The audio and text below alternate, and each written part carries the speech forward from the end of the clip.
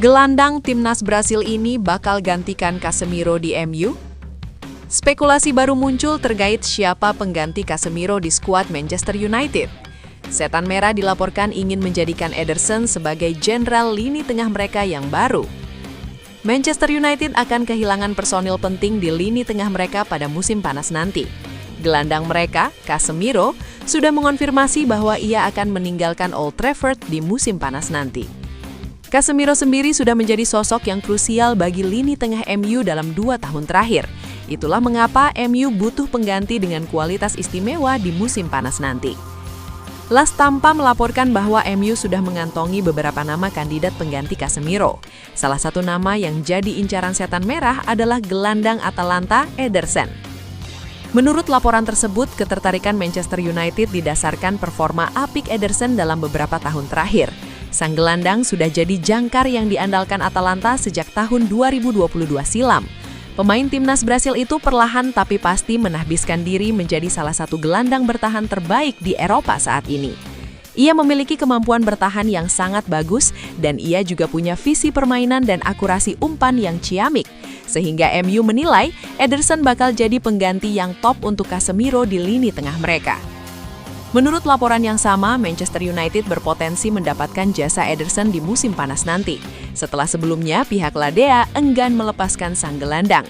Ini disebabkan kontrak Ederson di Bergamo akan habis pada tahun 2027 silam. Pihak Atalanta dikabarkan sudah mencoba menawari kontrak baru untuk sang gelandang, namun tawaran itu ditolak sang pemain. Atalanta sendiri ogah melepaskan sang pemain secara gratisan di tahun 2027 nanti. Itulah mengapa mereka akan menjual sang gelandang di musim panas nanti. Dan mereka siap berdiskusi dengan MU untuk transfer Ederson. Dengan kontrak sang gelandang yang menipis, Atalanta dikabarkan tidak bisa menjualnya dengan harga yang terlalu mahal. Sang gelandang kabarnya akan dibanderol sekitar 30 juta euro dan MU dikabarkan tertarik menebus harga tersebut.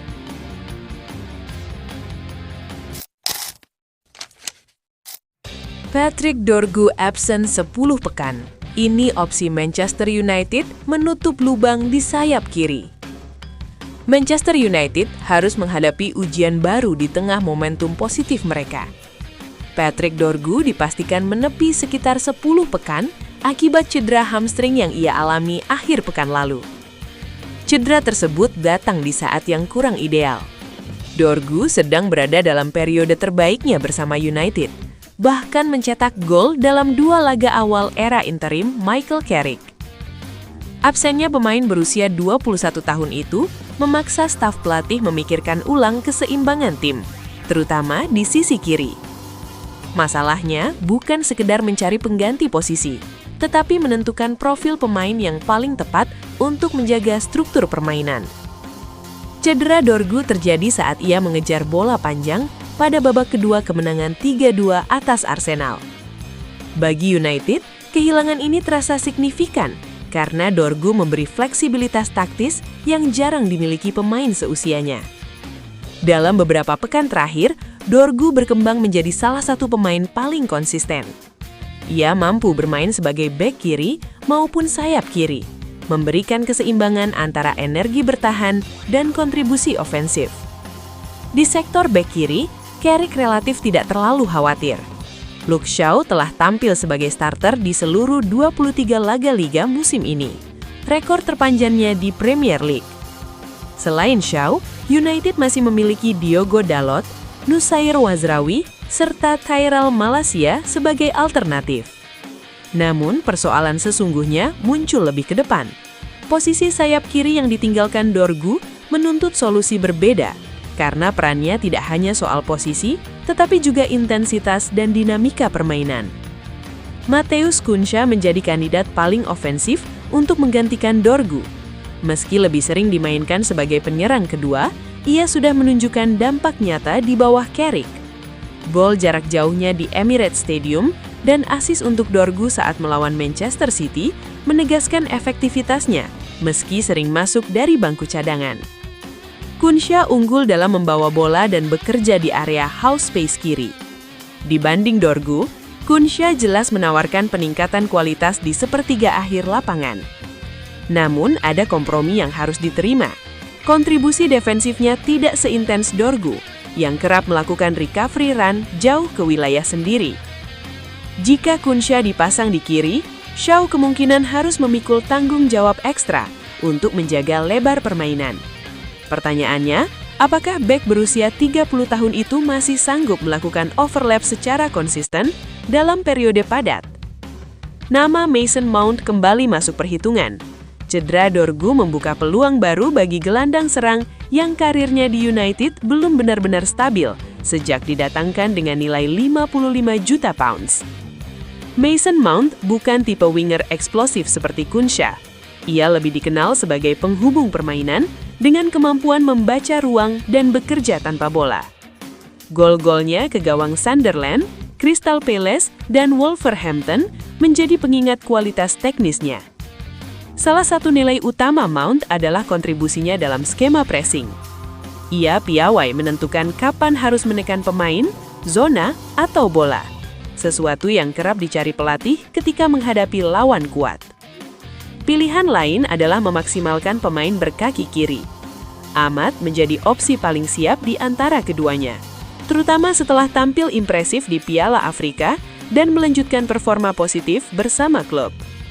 Ahmad dikenal sebagai penyerang 1-lawan-1 terbaik di skuad United. Momentum dan dribblenya sering memaksa lawan mengerahkan dua pemain untuk menghentikannya. Aspek defensifnya juga meningkat sejak sempat bermain sebagai wingback. Namun memainkannya di sayap kiri berarti mengorbankan sebagian ancaman khasnya saat menusuk dari kanan. Ia akan lebih sering terjebak melebar dan kehilangan ruang untuk bergerak ke area sentral. Shea Lacey yang baru berusia 18 tahun menawarkan opsi jangka panjang. Meski minim menit bermain, potensinya sudah terlihat, termasuk saat hampir mencetak gol spektakuler melawan Burnley dan kembali mencetak gol di level 21.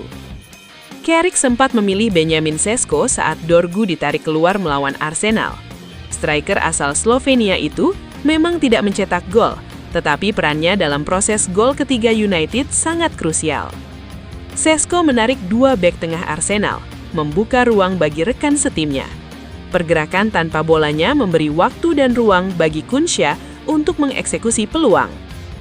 Carrick sendiri menjelaskan pendekatan fleksibel itu sebelum laga dengan mengatakan bahwa ia memberi Brian Mebo peran bebas untuk mengisi berbagai ruang, sementara Sesko unggul dalam berlari di garis terakhir. Pendekatan ini membuka kemungkinan lain. Sesko bisa menjadi penyerang utama, sementara Kunsha, Mount, atau Ahmad mengisi sisi kiri. Namun, setiap pilihan membawa konsekuensi di area lain. Absennya Patrick Dorgu jelas menjadi masalah bagi Manchester United. Namun, kedalaman skuad membuatnya lebih menyerupai dilema taktik daripada krisis.